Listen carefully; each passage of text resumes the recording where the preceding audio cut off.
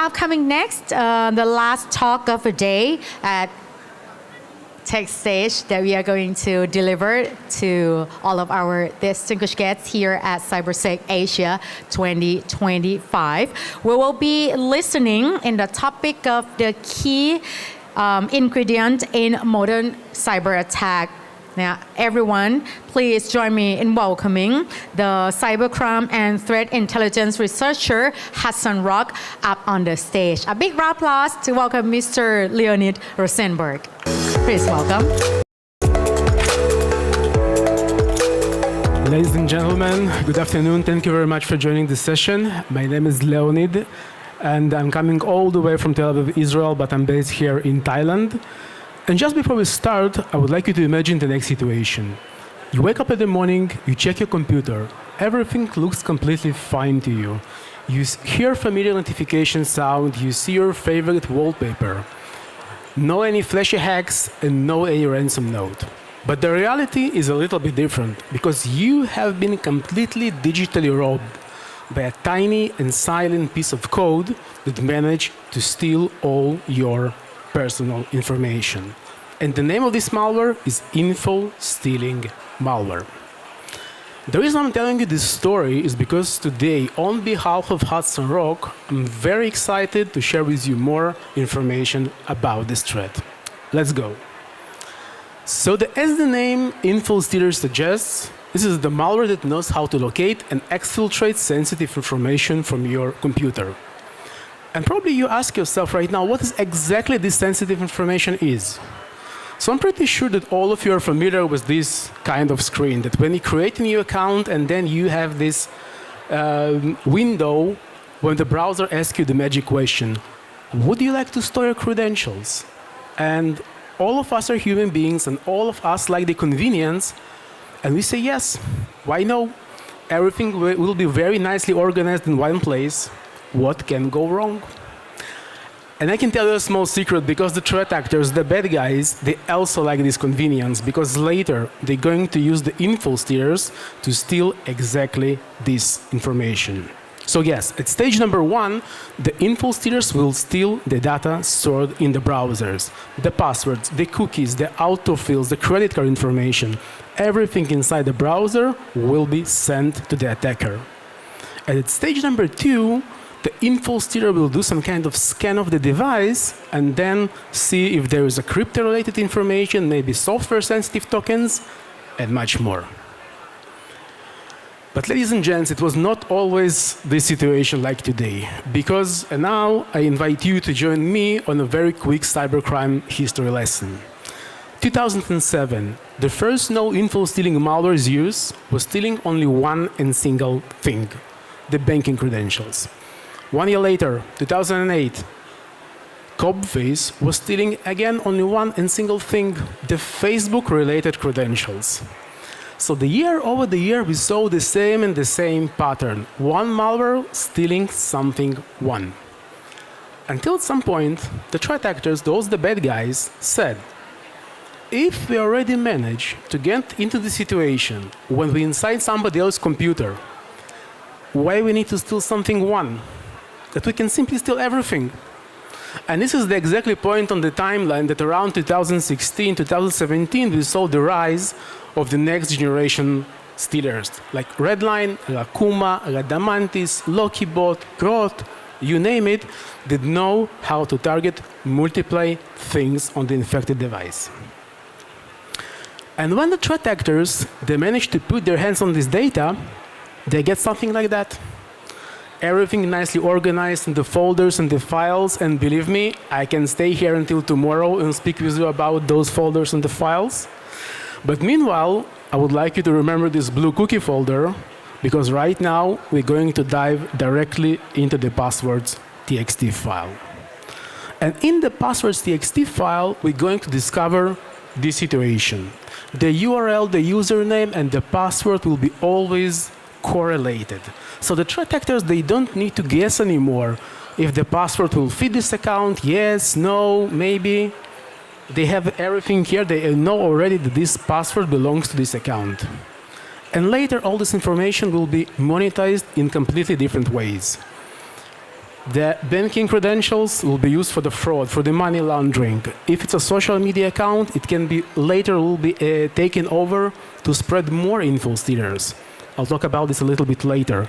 And if it's a remote connection to your company, like a RDP or the VPN, it's a gold mine for the threat actors for the ransomware deployment or corporate espionage. Obviously, here, we cannot show somebody else's information. We respect the privacy of other companies, but the last one with the HudsonRock.com, this is exactly how the attackers see the information. So when they have this correlation of the URL, username, and the password, the last thing that is left for them is just to log in. And ladies and gents, I know all of us here are cybersecurity professionals, and you will say, Leonid, but we have a multi-factor authentication on all our accounts. And I will say you that's great, because I always advocate for the another layer of the security. But do you remember this blue cookie folder that I asked you to remember a few slides ago? Because when the threat actors, they have a valid cookie session, they are able to bypass multi-factor authentication by using this valid session. They hijacking the session. And now you will say, Leonid, but we recently implemented some next level AI solution that knows how to monitor different logins from different locations, and we know how to identify the user agent. And this is also great. As I said before, I always advocate for the another level of the security, but Infostealers, they know how to take a full digital footprint of the infected computer, so basically that the threat actors, they can impersonate to somebody else's device, and unfortunately they have a very good software that knows how to do that. And Infostealers, this is a global issue. And I'm telling that by analyzing data from over 30 millions of the infected computers we have at Hudson Rock. As you can see, this is a global issue. This digital infection is in the Canada, States, South America, Europe, Africa, Middle East, Asia. We even have 6 infections from North Korea. Don't ask me how it happened. And there is a reason that this is a global issue, because this malware is available in a malware as a service model. Yes, you heard me correctly. Today, you don't need to be a developer. You don't need to be a nation-state level hacker to be an owner of this malware. Because you can go to the Russian language, dark web forums, find there those Infostealer representatives. Let's call them a salesperson. Contact them, and they will provide you a full turnkey solution that you technically don't need to do anything. They will give you an onboarding manager that will help you to set up all the infrastructure. If you have any kind of questions, you will get also the support team. And even if you discovered a bug, they have a dedicated QA team that will help you to solve this problem as fast as possible. So as I said before, this is a true cybercrime business that is originated from the dark web, mostly from the Russian-speaking sources. And just take a look at that. This is the example that our research team took from the notorious Russian language forum that is available on the dark web. And this is the example of Medusa-Stealer, one of the known ones. And they know how to steal data from 100 browsers. They know how to work with over 100 crypto wallets. Take data from the browser like as a history, as autofills. Steal data from Telegram, tokens, different password managers, VPN configuration. And for your convenience, you will also get the management panel, where you can manage all this stolen information. We call it in the professional language, command and control server. And all of that only for $199 a month in a subscription model. So this is the reason that this is a so huge use case. This is a case because the entry level is technically very, very minimal. Only $2 a month. I will tell you another secret. I don't know how to read people's minds, but I'm pretty sure that some of you are willing to see right now how this web panel looks like. And I think I'm not going to disappoint you today, Because this is the example of Radamantis Infostealer malware, one of the most sophisticated one on the market. Everything here looks for you like a legitimate software, like a normal software. But believe me, not any normal software will not allow you to tick the boxes to choose what you're willing to steal from somebody else. Not any legitimate software will allow you to get to those numbers. And this is only the example of one threat actor that managed to steal over 6.7 million passwords, over 3,000 crypto wallets, and much, much more information. So probably now you ask yourself how this malware is delivered. And I have 4 examples for you today. In fact, there is a much more examples, but those are the mainstream, because to get to those numbers, you definitely need to operate this in scale. So the first delivery method is obviously the classical phishing email. When you get this email, there is a call to action, some social engineering techniques that you need to download the file or click on the link, and then you will get infected by the info stealing malware. The next example is the fake ads. The next time you're going to search the Google, not all the promoted ads are legitimate. Please remember it, because threat actors, what they're doing, they take somebody else's account already compromised, they take somebody else's credit card, they set up completely malicious and fake campaign, and then they promote some kind of software that everybody needs. And for example, everyone's computer sometimes is a little bit slow. They want to reduce the noise fan. So when the people will look for the software that will make their computer a little bit more faster, they will find something like that. They will click on this ad and they will redirect it to a completely fake site with the completely fake software. And as you guessed, this is the info stealer. The next example, this is the social media. Also here, it will be most likely or hijacked account or completely fake account. When the threat actors, they will leverage some kind of hype.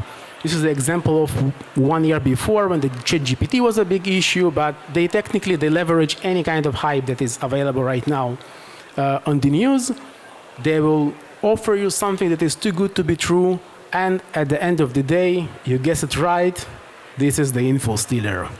And the last one, in my opinion, this is the most interesting one. This is the pirated software. All of us like free Photoshop. All of us like unlimited ammo in the Fortnite. And threat actors know about it. So this is the example of somebody that promoting free video editing software that basically is merged with the info stealer. They provide a tutorial how you can download it, how you can activate it, but again, this is the info stealer. Yes, so you will get free software, but you definitely will need to do some kind of trade-off to give to the threat actors the passwords and get the stealer.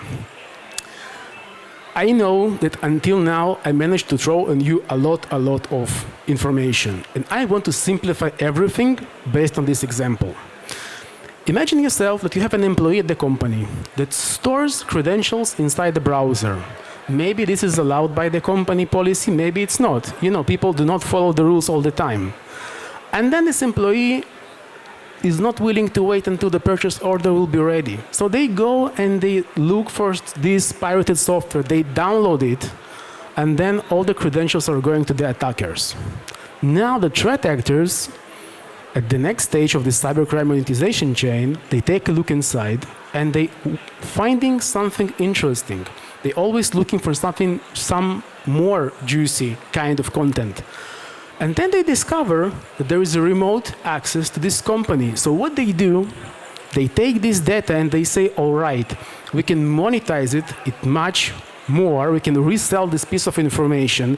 So they go on those Russian dark web forums and they sell this data as a standalone, as is. So this is the example of Thailand-based company and Singapore-based company where the threat actors took the remote connection that was discovered in the stealers and basically sell them as a standalone on those dark web forums.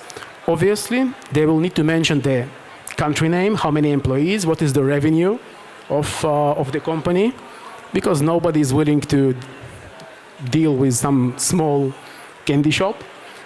What kind of remote access? It's RDP, it's a VPN, maybe it's a user, or maybe it's admin. How many devices?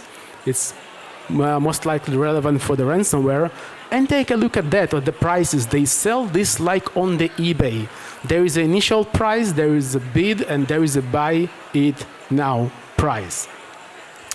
So later, this probably is going to be the next ransomware case. So right now, I showed you the full cybercrime monetization chain based on the Infostealer infection.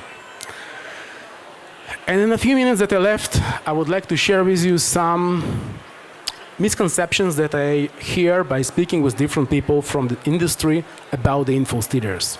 So number one, usually people say the antivirus will protect me. And unfortunately, this is not true, because Infostealers, some of them know how to evade antiviruses. And as I mentioned before, all of us are human beings. So we are aware that people so want this free Photoshop, so they disable the antivirus and run by themselves the malware again. So number one, unfortunately, this is not true. Number two, the MFA, the multi-factor authentication, will protect me. And as you saw before, with the cookies issue, the threat actors can hijack the session and bypass the MFA. Number three, the complex and the long passwords will protect me, and unfortunately this is also not true, because the Infostealers, they know how to decrypt the passwords as is. So it doesn't matter if your password is 1, 2, 3, 4, 5, 6, or it's a completely generated 55 characters password, it doesn't matter. The attackers will see the password as is. Number four, Apple devices do not have viruses. And this is also unfortunately not true, because around 2.5 years ago at Hudson Rock, we started to see also the stealers that targeting Mac devices. They are still minority, but they definitely exist. And ladies and gentlemen, the last one. The last one, this is the wrong cybersecurity mindset. That basically people will say, it will not happen to me. It's the last one here, but now I think it should be the first one. Because the human error, there is usually when all the problems start. So the wrong cybersecurity mindset is a very, very big problem. Before I finish my speech, if you right now guess, if you've been affected, or maybe your company was affected, you don't need to guess anymore, because you can visit hudsonrock.com. We have a completely 100% free tools. They're open for everybody. You don't need to provide any registration, no credit card, nothing. You're welcome to check your email. You're welcome to check your domain. If you see even one match, you're welcome to contact us. We have the ethical disclosure policy that we will able to give you all your data completely for free, no obligation, once that you will able to take measures on your end. Thank you very much for listening. Take care. Couldn't have that excellent presentation. Thank you very much. Gentlemen, we have come to an end of the first day of our tech stage at CyberSec Asia 2025, together with Thailand International Cyber Week 2025. Up on the screen, again, we would like to request your feedback. You can do the conference survey that we are going to collect all the feedback and your comments and the reviews to approve for our future event. And also, in this afternoon, in this evening, we will arrange some of the exciting networking night that you can enjoy and participate with the business opportunities among each other. We have the event are going to be held at Sing Sing theater, which you can check on our official website, and also that you can buy the ticket online. The ticket is cost only 500 baht each. Also that you can just buy the ticket on site as well. So the party will start and begin since like 6 p.m. So you can just make your way there. For more detail, for more information, just contact our staff at the registration desk.